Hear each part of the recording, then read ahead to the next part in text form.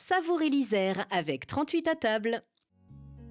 La Côte-Saint-André, patrie d'Hector Berlioz, son château Louis XI, sa halle, fameuse du XIIIe siècle, qui nous réserve aujourd'hui encore une surprise très fruitée.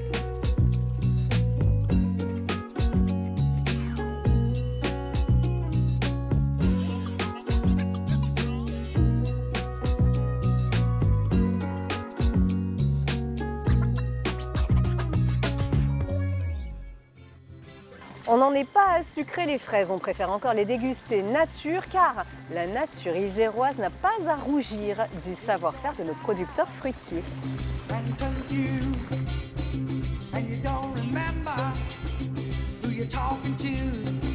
C'est une ferme moyenne aujourd'hui, qui a une 65 hectares environ, qui est polyculture, ce qu'on appelle, c'est-à-dire avec des céréales, et une autre partie aussi qui est plus fruitière, où on fait évoluer, notamment en fraises.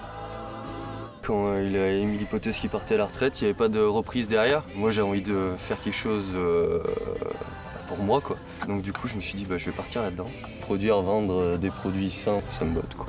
J'ai à cœur de reprendre cette ferme, je veux qu'elle marche et je ferai tout pour que ça fonctionne, quoi. Garriguette, Charlotte, Marat des Bois, Berlioz lui aurait certainement préféré la Maestro. Notre Maestro, à nous, Stéphane Froidevaux, c'est laquelle t'as préférée? Alors, ma préférée, c'est la Magnum. Magnum, ça veut dire quoi? Elle est grosse, elle est charnue? C'est une fraise qui est un peu plus grosse que la Cléry, qui est assez charnue, qui est très ferme. Elle est juteuse, hein? Elle est juteuse et elle est vraiment très très bonne. Qu'est-ce qu'on va faire avec ça? Alors, je te présente ma recette. On va faire une panna cotta. Une panna cotta Saint-André. Pourquoi pas? Magnifique. Donc, une crème gélifiée, le sucre, des fleurs d'acacia, de la crème liquide, quelques amandes pour amener du croquant. Et tout est là. Et une petite touche exotique, du citron vert. Parfait. On y va? C'est parti.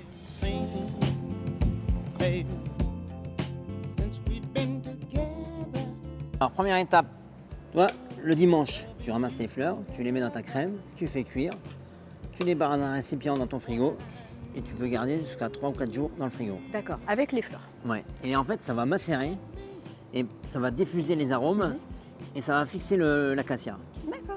D'accord? Ensuite, on fait chauffer la crème Épaisse. épaisse.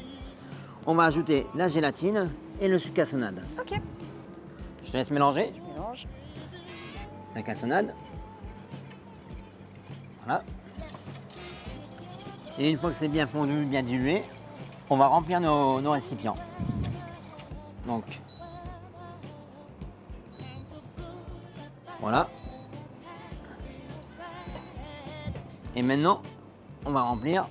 On met à peu près entre 90 et 100 grammes par personne. Voilà. Oh, il en reste. Ça, c'est pour toi. Ça, on va le mettre au frigidaire. C'est pareil, ça peut être fait 24 heures à l'avance. Au contraire, ça repose. C'est beaucoup plus agréable en bouche. Mais minimum 3 heures, ça va, ça suffit? 3 heures, c'est bien. Les fraises, toi, je les ai bien lavées. Ouais.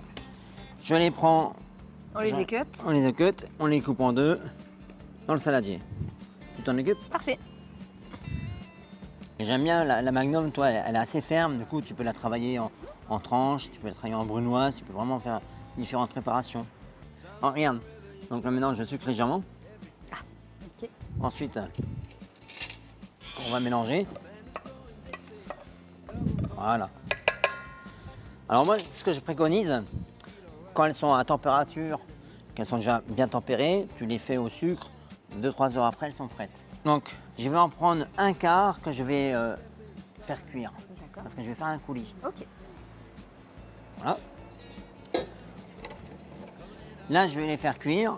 Ensuite, on va les mixer et on va les mettre par-dessus la panna cotta.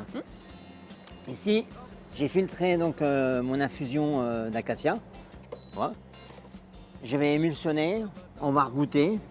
Et la petite astuce, c'est de rajouter un tout petit peu de miel d'acacia Local? local, du Vercors, Oui. pour accentuer le côté acacia. Ok. Là, j'ai mis une demi-cuillère. Je vais mixer.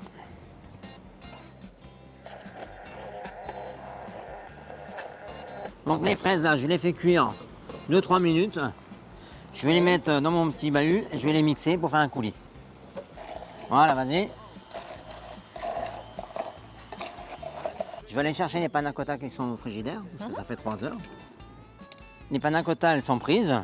Voilà. Là, les fraises, toi, elles ont bien rendu leur jus. Ça leur a fait du bien, le sucre.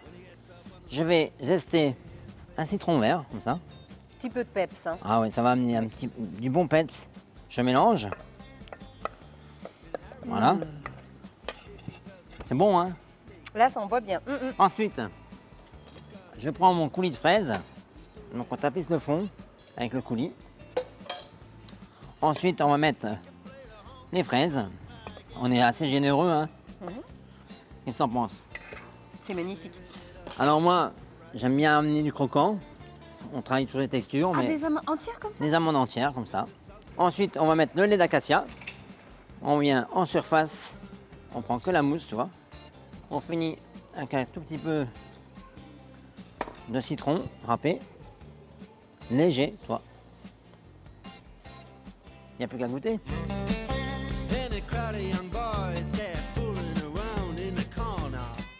Et voilà, magnifique maestro. La panna cotta Saint-André avec les fraises locales, de l'acacia, du miel et bien sûr le petit zeste de citron vert. Les proportions, la recette, c'est sur télégrenoble.net. Et nous, maintenant, On attaque. déguste. Merci, chef.